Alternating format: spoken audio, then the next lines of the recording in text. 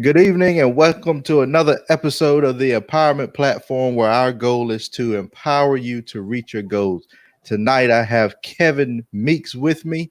He is a co parenting coach, father, and what we want to talk about and what we're going to discuss tonight is co parenting and all that entails.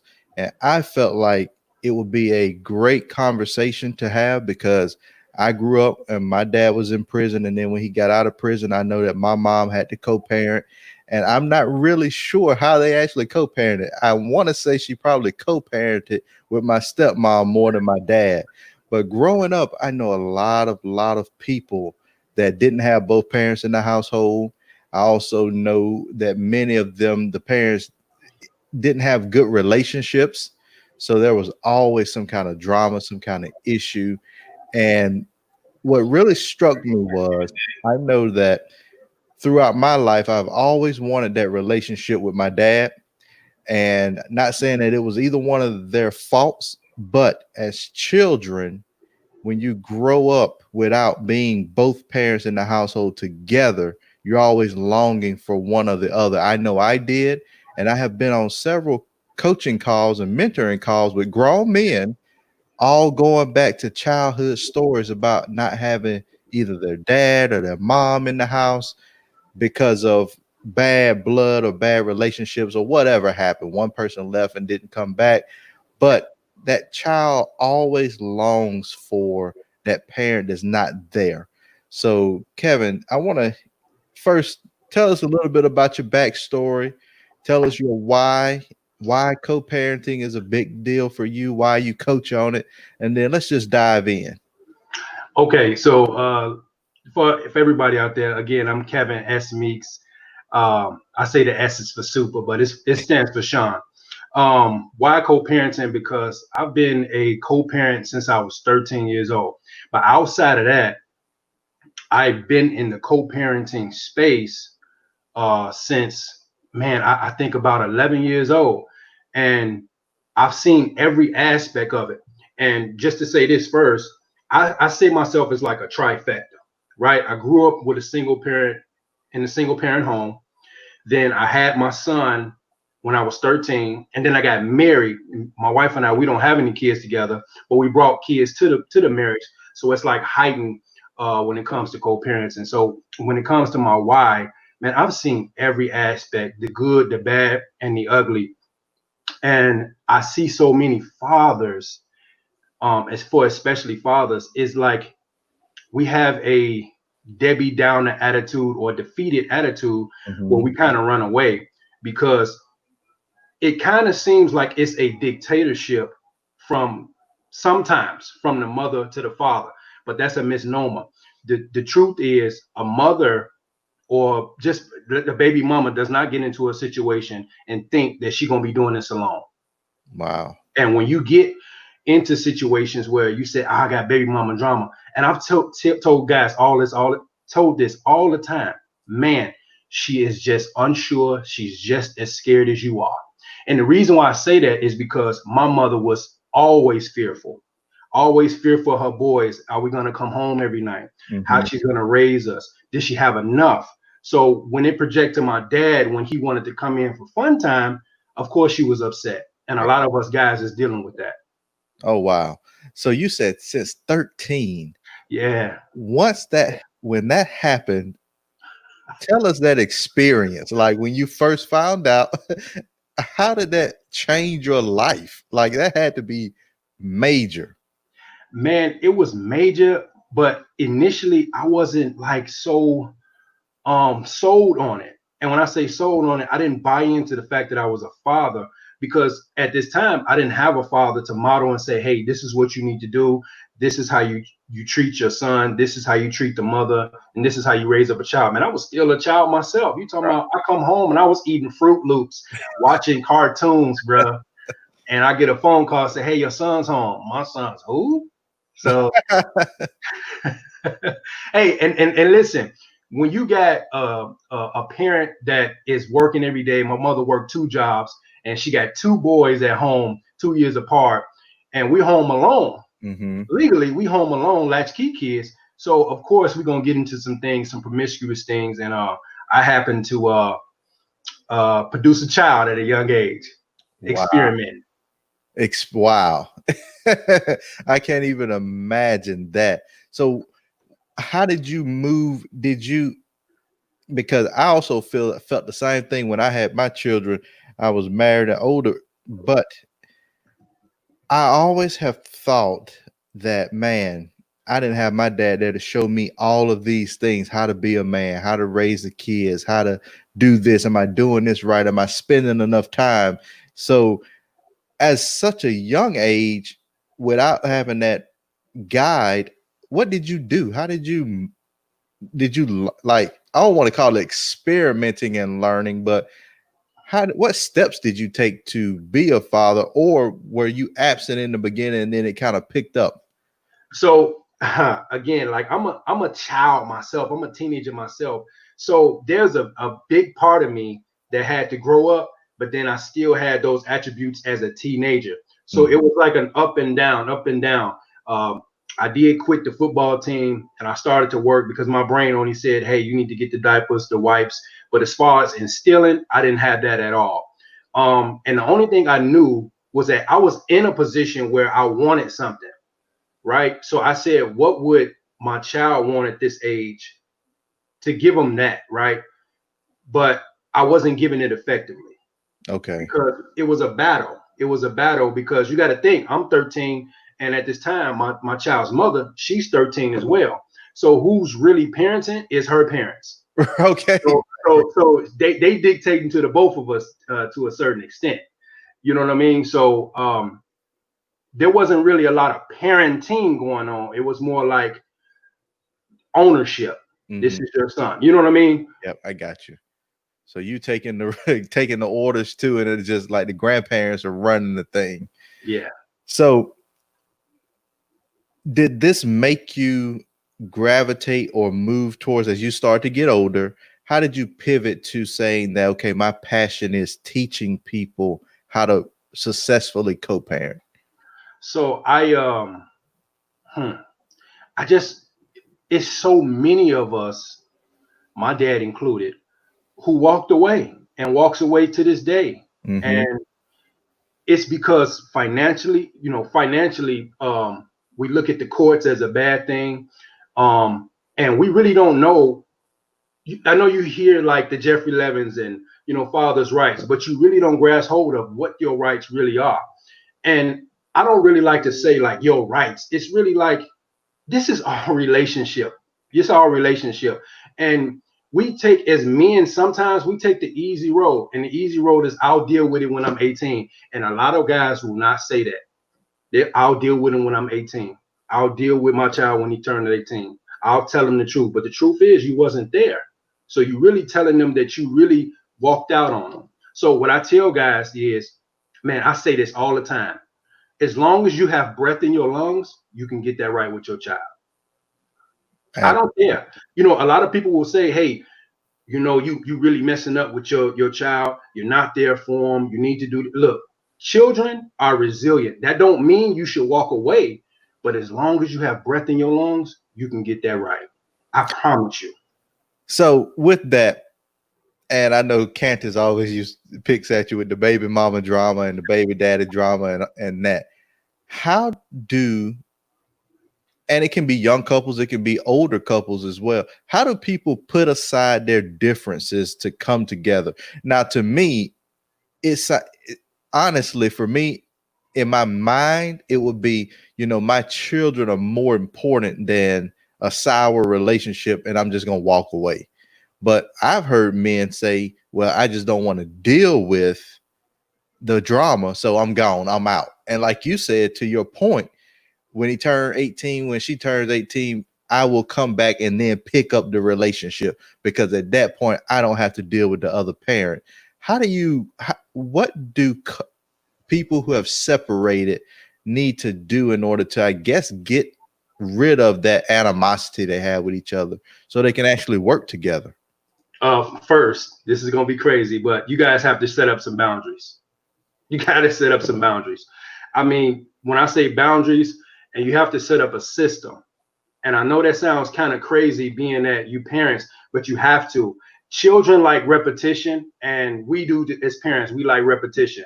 And as long as I know that I get to have this allotted time with my son or daughter, and that this is the requirements financially, and this where they live, and this, like, it has to be boundaries, especially in the opposite relationships, the new relationships.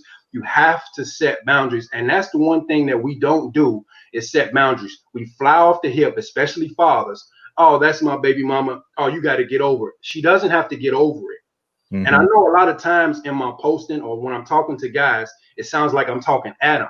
But the truth is, as men, we are the guys, we are the ones who set the stage. They reactive, and that doesn't diminish any woman at all, or mother, but we are reactive, because you got to think, most of the time the children are going straight with the mother. Right. They're reacting off what they don't have, the lack of. You know what I mean? Yep, absolutely. So if I'm trying to think of situations, especially when I was growing up. I really didn't have that whole, well, I know my mom and my stepmom kind of co-parented more because my dad went to prison. So most of my 5th to 12th grade, he was gone. But I'm trying to figure out why some fathers just, I guess, walk away. And does child support play a role in that? And what do you think about that? Because me, again, my thought process is, let me take care of my child, let me be there for my child. But then I've seen women, and I've heard it growing up, I put you on child support. Or they use the child as a, almost like a pawn. You don't do what I want you to do, you won't see them. How do we get around that and navigate that? Because that's another reason I see that some guys just don't even want to try. And a lot of guys don't want to try just because of child support. Man, I love child support. Now, I'm going to be the one guy that say I love child support, but you have to just hear me for a second.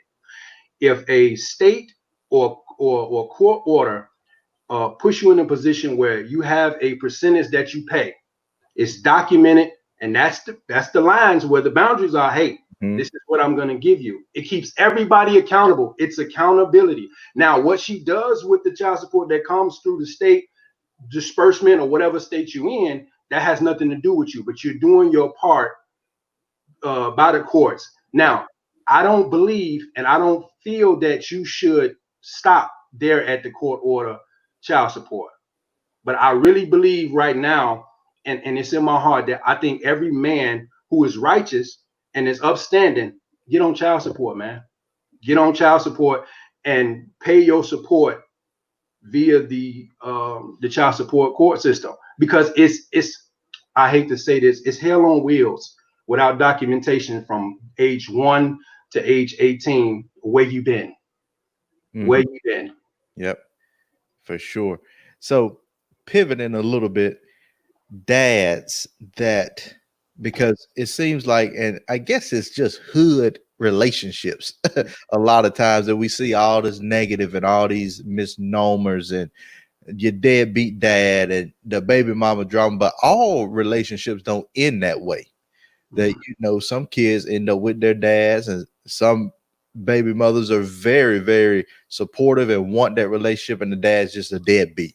So when we're looking at those dynamics, what do you say to, or what are some other misnomers, some things that are myths that you can think of that you've encountered? Um, And one that's of them, tricky. one of them is that all mothers are upstanding mothers. You seeing a tide change, bro, and I'm a living witness, because I now have custody of my son. I have residential custody of my son. And the misnomer is that the mother always have the child Mhm. and we're all deadbeats. That's not true. That's not true. A lot of the guys who walked away are some really good guys, but it's so much adversity when it comes to dealing with. You have to. It's like you got to go through a gatekeeper, which is that's the baby mama when it comes to just communicating with your child, instilling instilling into your child, imparting into your child, and it gets very cumbersome for a father. Mm-hmm. So one of the misnomers, the biggest misnomers, is that all mothers are righteous, and that's not the truth. Got That's not to downplay any mother. That's the tide is really changing. You're seeing a lot of fathers gain custody in a lot of these states, a lot of these situations because mothers are dropping the ball. right. So as we get away, let's move away from the drama. Let's talk about co-parenting in itself. We have two people. This is our ideal situation. That they separated. They're able to put aside their differences. They want to work together for the best of the child. But here are some things that I can think of that still come up. Sometimes different households have different rules. How do you navigate that and start to set boundaries? Because I don't necessarily agree with, well, this is my house, my rules, and then you go over to your dad's house and you do what you want to do, or you go over to the mom's house and you do what you want to do. To me, that sets up instability because now the child has two different approaches. How can we navigate that and work towards, I guess, a game plan to raise a child Yeah. together in separate households? Um, just like a marriage, you guys got to create a united front. You have to create a united front because there are going to be times where the child is going to play one again in against another. Right. You can't be eating hamburgers and French fries, and the dad wants you to be a vegan. It's just not. You know, you're gonna come into some problems. One parent can't have video games, and the other one you can play video games. So you guys have to be a united front. I mean, to make this effective, you guys have to be a united front and just respect each other's boundaries and had a hard conversations. And to me, I feel like if it's not that big of a deal, let it go. And what I'm saying that is, if you want your child to wake up at 7 and y'all battling about a bedtime and stuff like that, let's give a 30 minutes or an hour. Like everything doesn't have to be an argument. It doesn't. Right. And I think that's wisdom because Yeah. even in marriage, the longer you go, you learn that some things just they're not worth No. arguing about, not worth making that big of a deal. Speaking of marriages, and you talked about it, you're married, you both brought children to the relationship. So now there's the blended family and Yes. the co-parenting with the previous relationship.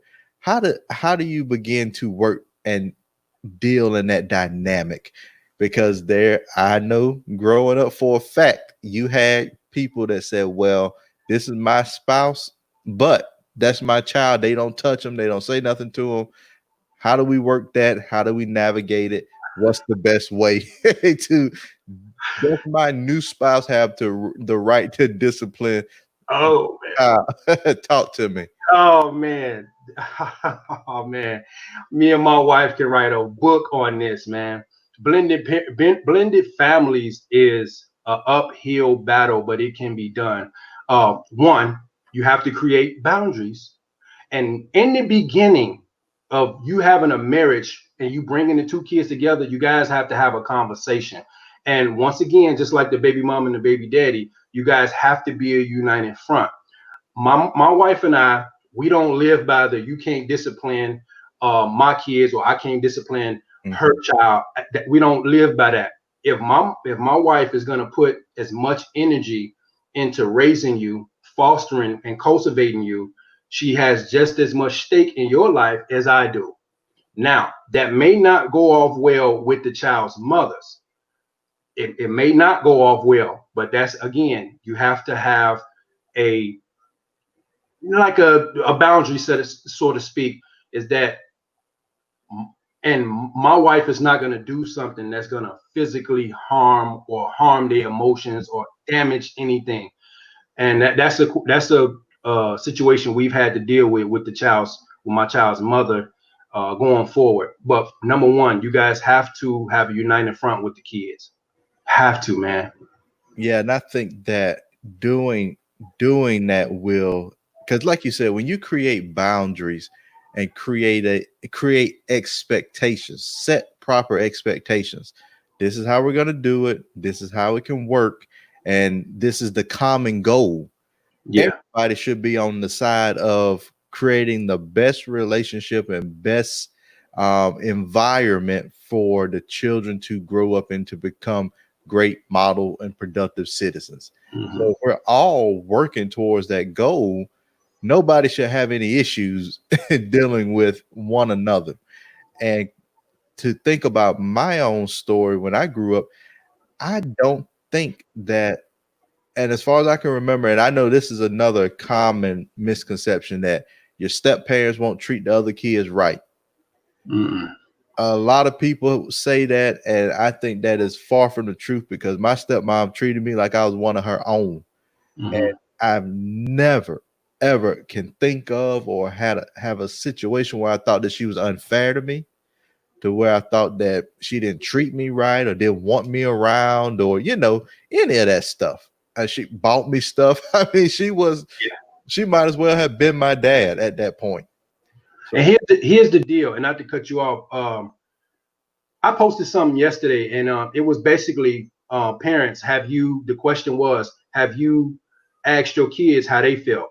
My wife and I, from the very start of our relationship, we had open dialogue with my two sons and her daughter. We always asking the question, how do you guys feel? How do you feel about us being together? How do you like the atmosphere and the environment? Sometimes we didn't like what came out their mouth. But if we've come from some of the same stock and we've heard this term before, we make the adjustments. Now, some of the things that they may like be on a kid's mindset, but a lot of it may be, hey, we can make an adjustment there. I think that my sons felt that I was changing in some ways. I think her daughter felt that our daughter, that we was changing in certain ways, because it comes from, they had all my attention, and she had all of her attention, and things was changing. So we had to make sure that we explain that and give them open dialogue to say, Mom, you're changing. Dad, you're changing. I don't like it. And explain to them why there's a change, because everybody needs love. And I know you used to a certain way. And my wife, she's treated my kids, my two sons, like she birthed them, like care about their well-being, where they're gonna go, where they're gonna end up, their future, every nutrition, from everything, man. Now I know there's a lot of people that don't get that, and like I said, we have to have that open dialogue mhm. and make the adjustments as parents, adults. That's a good tip. That's something good that parents can take and actually ask, because oftentimes we don't ask our children, and that's in any any situation. We just do, and we never really know how they feel, and or they get upset and we wonder why, but we don't really give them that room to express themselves. So that's a very good tip out. And lastly, my sons didn't see the family or marital dynamic where they were considered. So it was new to them, right? And even me, it was new to blend a family like that. It was kind of new, where I was the one in control. So of course there was going to be some pushback in the beginning. So we was constantly explaining, this is how we work, this is how we do things. And we want your input too, as a young boy or a young girl. So uh, it was new to everybody, and it's still a growing process, because you got to think our kids are in stages. When my wife and I, we came together, my daughter and my sons, they was just at the ripe age of teenagers. Now they're going off into college, and they moving along. So now there's more adjustments you have to make along the way. Right. Wow. Yeah. Dealing with different scenarios, different situations, and growth, because marriages go through stages as you stay together longer and you work together and you learn more, you grow. So I can see the children and that dynamic in the relationship growing as well. It's all together. It's all one big piece in the puzzle. So when you're dealing with co-parenting and you're coaching, and what's the biggest question that you get? What's the most common when people come to you? What are they looking for? They looking for a quick fix. And when I say that, they looking for I get a lot of guys, they say, well, my baby mama, she won't let me see my child. That's one of the biggest ones. Mm-hmm. My baby mama one, and I'm gonna address that real quick. Every time a man or a young man comes to me and wants some advice, usually it's been some things that he has led on. Yep. Like it's been a thing that's been happening. You have been responding to some requests, or you have been lacking in some areas, not all the time, but most of the time, and you want a quick fix. Um, a lot of issues come up during like the what my wife call it. She call it the special days, the birthdays, the Mm-hmm. holidays, the bar mitzvahs, the quinceañeras, whatever you want to call them. All of these days that are special to parents, and that's where you get the big arguments that come up. But a lot of stuff is led on over time, and they want these quick fixes, and it just doesn't happen like that. Yeah, I can see that because especially if they're bringing in, the animosity or the wounds from the relationship, you got to get over that. You got to work that through. And it's just I still can't stand to see you. And now you got to bring the kids in that. I hate to hear, and I've heard it a lot. You just like your mother, you just like your father. That is one of the most negative things that a parent can say to a kid, because now you are tainting their vision of that other parent, and you're kind of pushing them away. I can see it's almost like setting them up against them. How, I guess, to me, it's simple, because I would never want my kids in an environment to where I got to pit them against the other parent. I wouldn't want to do that.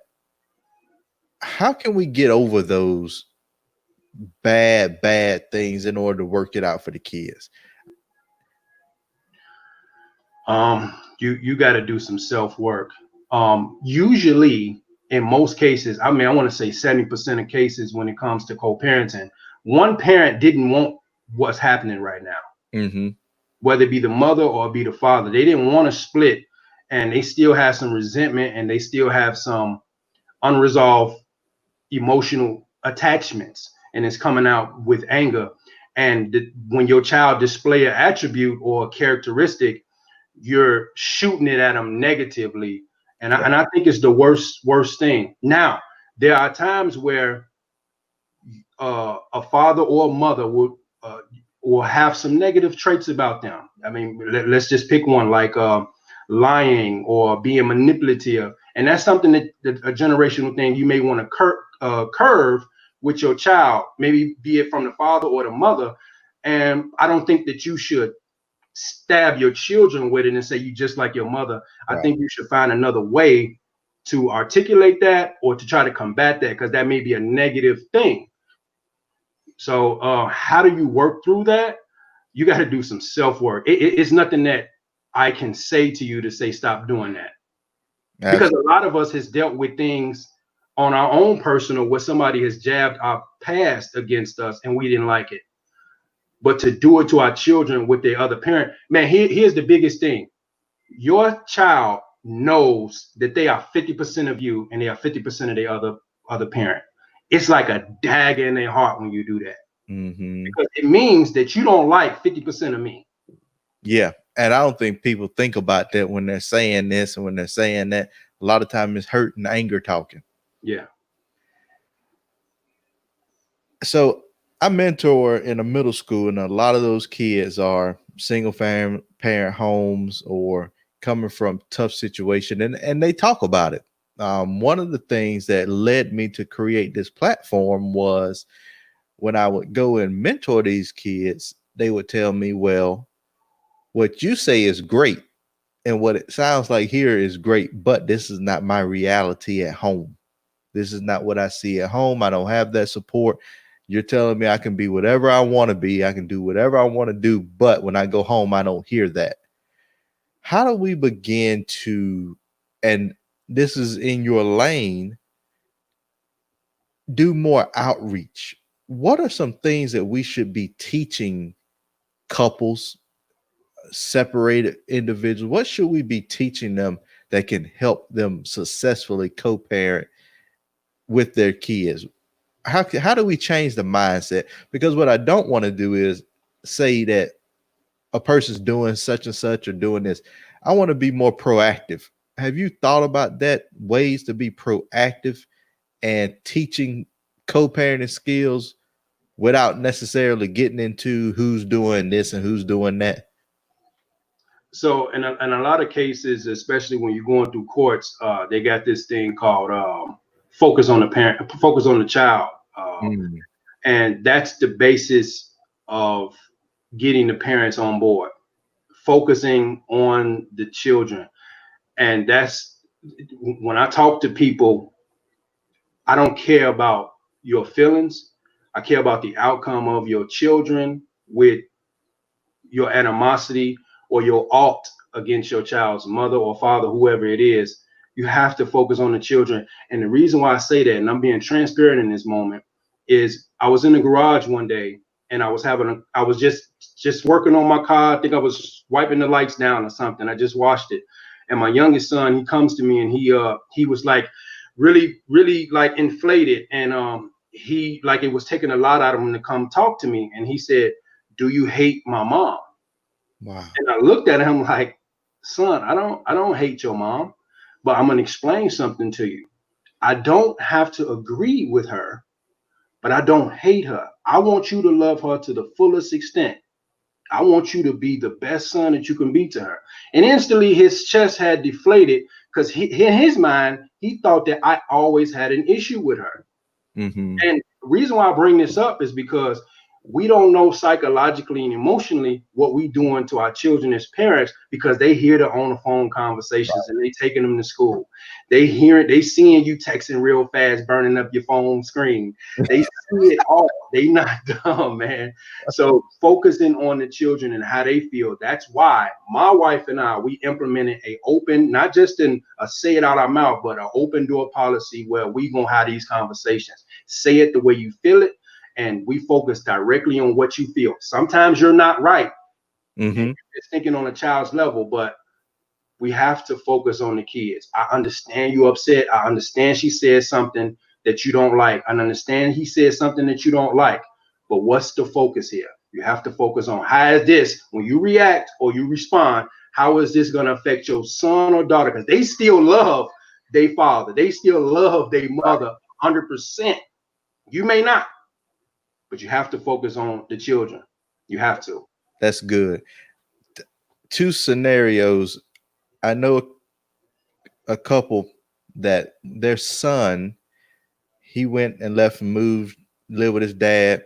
Dad doesn't teach him to respect his mom. Now he kind of disrespect and just, that relationship is deteriorating bad. I remember growing up, I used to ask like, why my dad did this, why this come. My mom always taught me, no matter what, always respect your dad. That's good. He's your father. Respect. I never, ever, she never did that. Oh, he did this or he did that. Now she told me the truth. He may did do this right or that right, but it was always a respect there. I think that if parents, when they're going through that separation, or if they separate when they were young, or if they never got together, if you teach that healthy respect, whether you agree with the person or not, you raise a child who will still long for that parent. And then even if they kind of go their separate ways, they'll still have a level of respect there. Another thing that I have seen many times is mothers not telling their kids who the dads are. Growing up not knowing who the dads are. How do we change that? How can you, what can you even say to a person? And I get some situations you may not know. It may be some situations, but some people know and just did not ever decide, hey, we don't need him. I think that's a horrible decision to make. I think I'm gonna go here first, man. For the mothers who are doing that, just for a little bit, I'm gonna say in a lot of instances, I feel they heart Mm-hmm. because they understand who they got in the mix with and produced another life with, and they might know that this person or this father may not be good down the line for the child. Hmm. And that's what I'm going to give, and that's all I can give to a person that does that. But on the flip side, it's not fair. It's not fair at all. And when a father chooses to accept that I'm going to be an absentee or I'm not going to be around per the mother saying so or running off, I think that's a character and integrity flaw. Yeah, for sure. And that's another thing that I don't agree with any man that has a child not being in their life. It's just no excuse. No. There's a character flaw. I don't care how much drama it is. I don't care if there is just no way. I can't even imagine it. And I think for a lot of us, there's two roads you take. When you're growing up without your father or your mother in the house, you either want to be polar opposite. I'm going to be there for my kids. I'm going to do this with my kids. I'm going to make sure I'm there no matter what. Or you fall in that same trap in those footsteps. Now, what we want to do is get them on the other side of, hey, no matter what, I'm going to be there. But we still have those people that if you're listening and you don't have a relationship with your child, it is never too late. It is never too late. Me and my dad I decided that when I was in the military and he was home, I decided that, hey, I always wanted a relationship with my dad. Always. So I'm going to ask him some questions because I wanted some closure.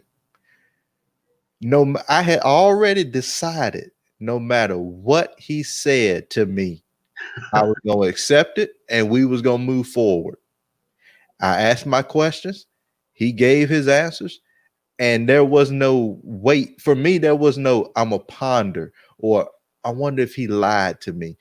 Immediately, once he answered the question, we were on the road moving forward. And I'm telling you, for any father out there, if you want a relationship with your children or mother, if you want a relationship with your children and you made mistakes or things just didn't happen right, you can have that relationship because one, the child wants it. Now they may be angry because you were absent in the beginning, but there's something that longs that I hear it every time you go to a meeting or a mentorship or a men's group. Grown men are still talking about, I didn't have that relationship with my dad. Yeah. I'm like, man, you 60. But it never goes away.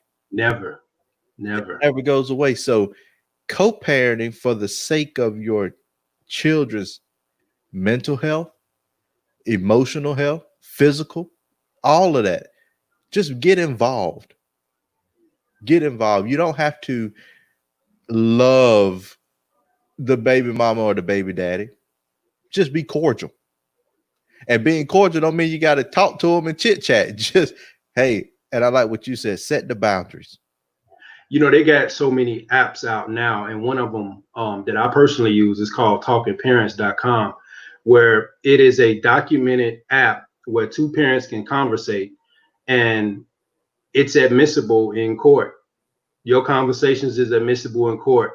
So if you are feeling threatened, if you are feeling belittled, those messages are recorded and they are admissible in court. There's too many devices. There's too many stuff like what we're talking on now, Zoom and all these other platforms that you can speak to your kids and not have any involvement with the child's mother or the father. So it's kind of like no excuse why you don't have a relationship with your child at all.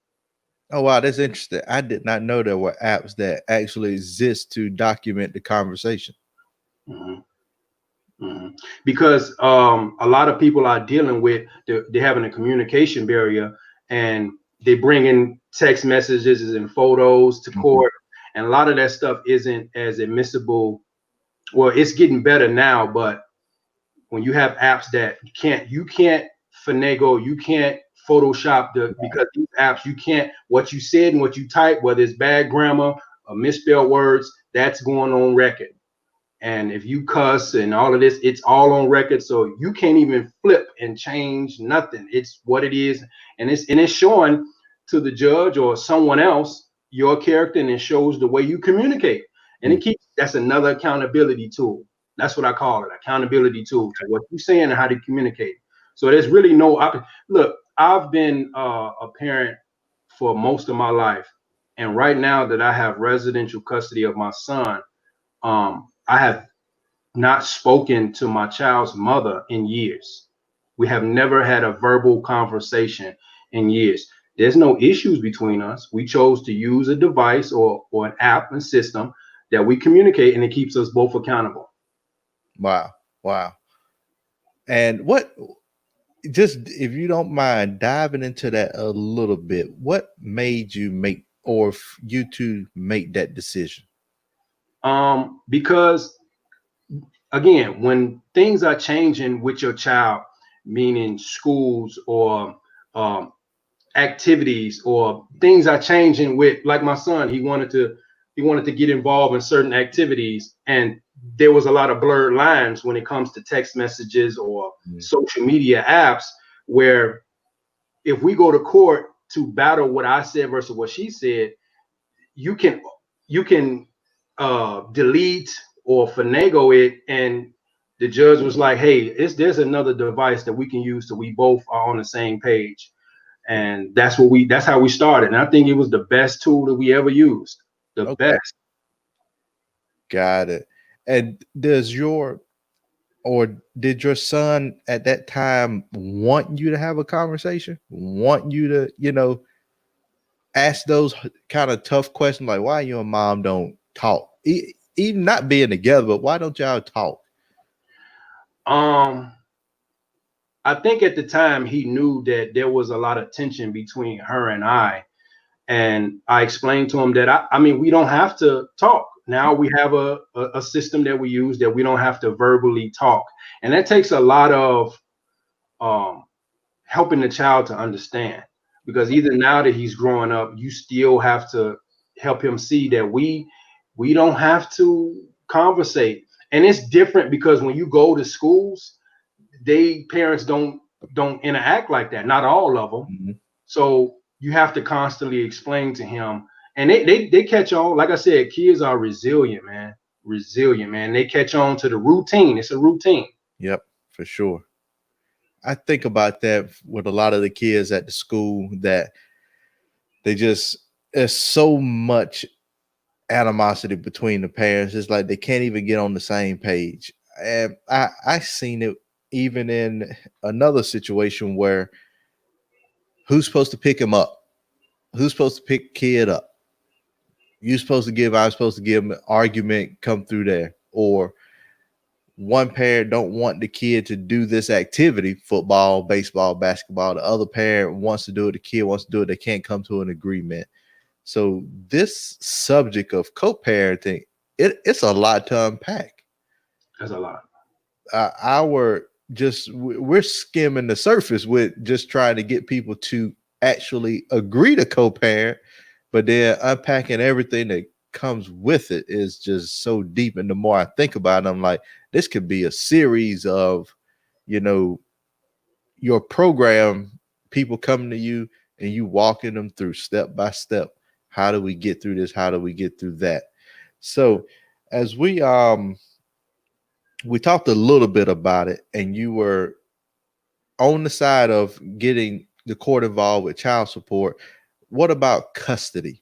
And I know that there are two different types of custody.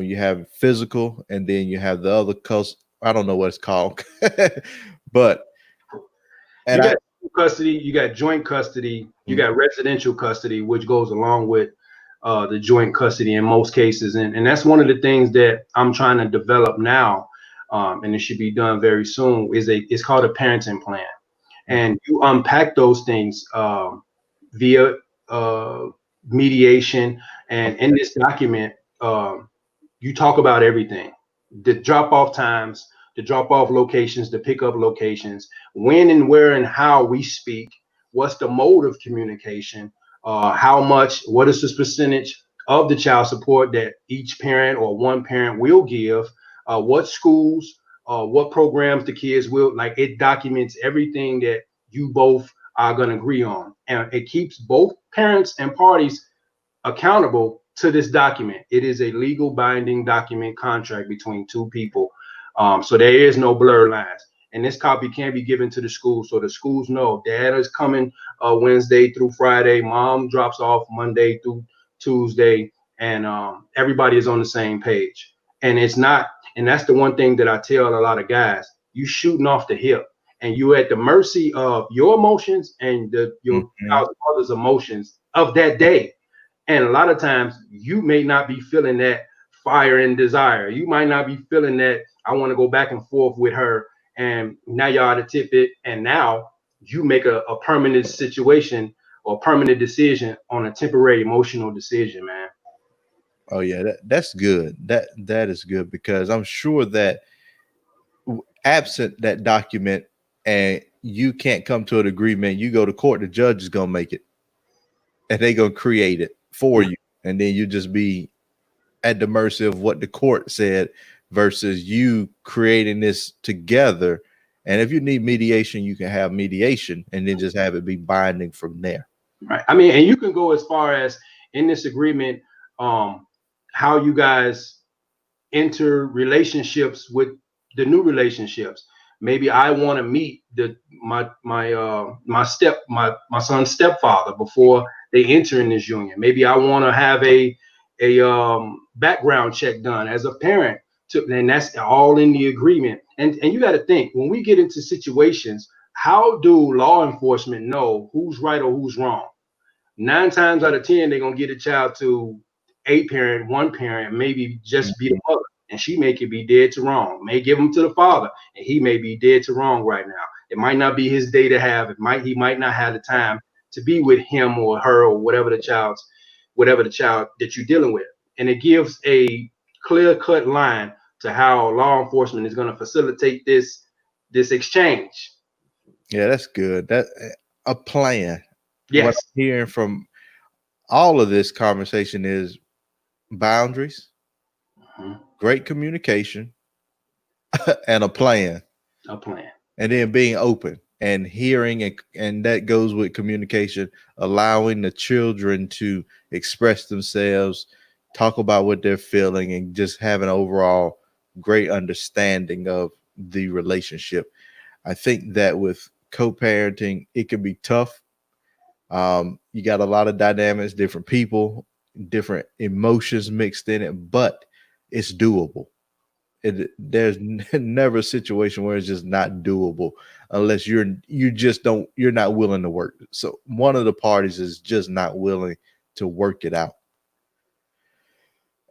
What are some of the ways or some tips as we start to wrap up? What are your biggest tips for co-parenting? And you gave the boundaries, you gave the communication, but when you deeply think about it, what is something that someone can take today and put into motion to immediately improve their relationship or their situation?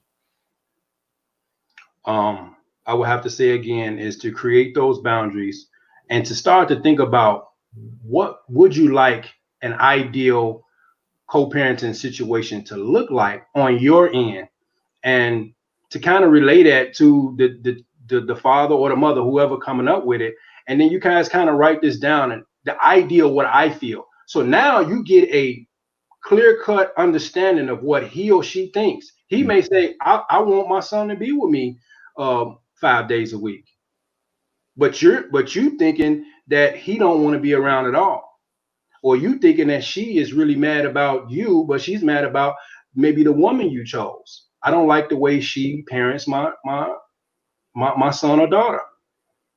And you guys come up with an ideal situation, write those things down, both of you guys, and execute that.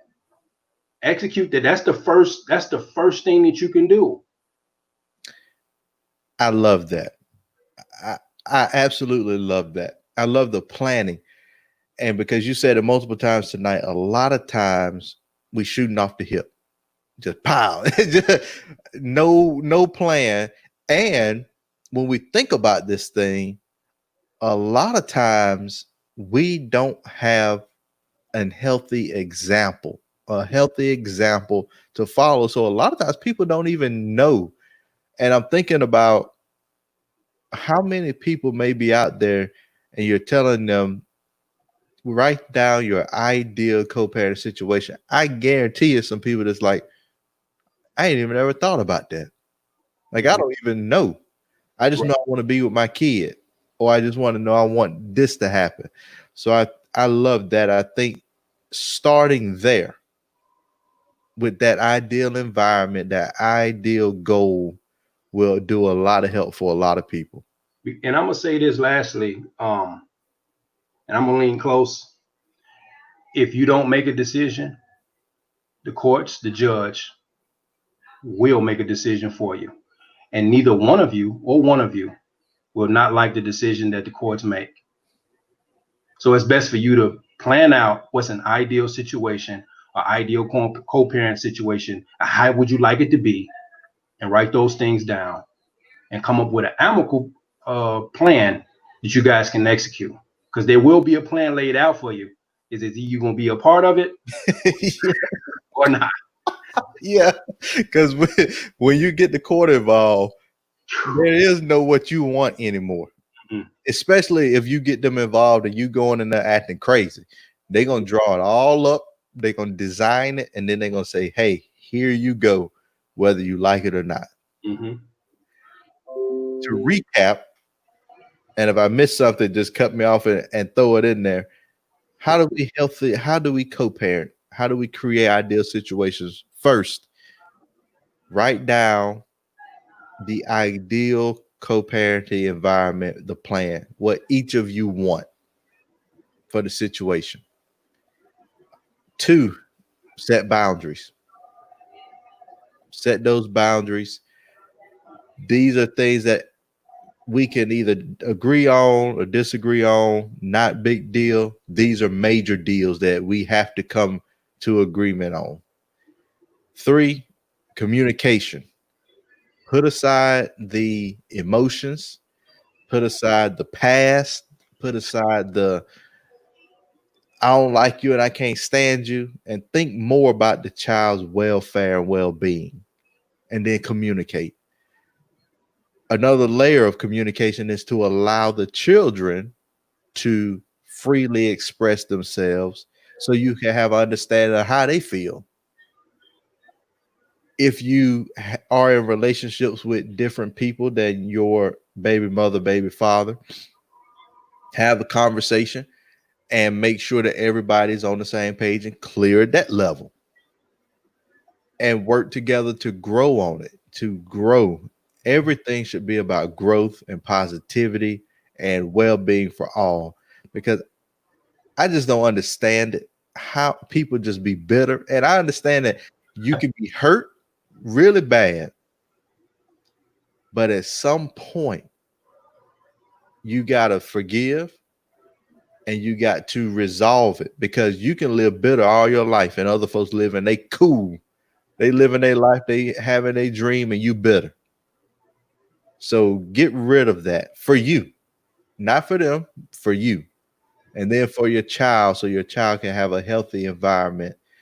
And then create the action plan. What are we going to do next? How are we going to do it? What does it look like? And if you need help, you can get a coach like Kevin.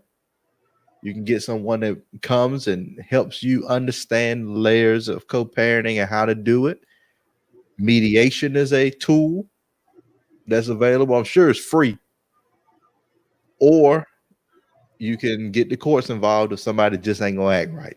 You got people that just not gonna act right. And you got to go ahead and do what you got to do. Yeah. And I like what you said when we were talking about deadbeat dads and walking out. That's a character issue. As Definitely. a parent, have some character and don't walk out on your kids. It's not their fault. I mean, you made a choice to lay down with a person. and what was produced is yours. And when you walking away, that's a character issue. Yes. I have always looked at that one piece. I hated it. Another thing I hate is for a man to walk away and start a whole nother family. Got kids over here, but don't raise those kids. That's a whole nother topic. we Hold on. talk it down, but that's a whole other topic. But that's something that just popped in my head because I've seen it. These are things that I grew up and witnessed. So those are the recap steps. Kevin, how can they reach you? How can they work with you if they want to work with you? Tell us how we can get in contact. You can reach me on Instagram at Kevin__Meeks, Facebook Kevin Meeks, Kevin S. Meeks, or you can go to my website at www.kevinsmeeks.com. Again, that's www.kevinsmeeks.com. And if anything, if you don't take away anything else, take away that plan, that document to fully put things on paper on how you're going to co-parent and how you're going to work this thing out. As with anything, if you don't write it down, it's just gone. And we don't know who said what, he said, she said. So put your plan together, forgive, have some grace, and do what's best for your child. I mean, at some point, it has to be about them and no longer about you and the previous relationship and all the bitterness and the drama. Yeah. It makes no sense. It really doesn't. We can dive deep into all the things that a person does to another person that hurts them. But when you have a child, they deserve, and I like what you said, they deserve that other parent and an opportunity. No parent should cut the opportunity off just because. And if they go and that other parent upsets them, lets them down, then they know and they are able to see it for themselves that, hey, this relationship just won't work.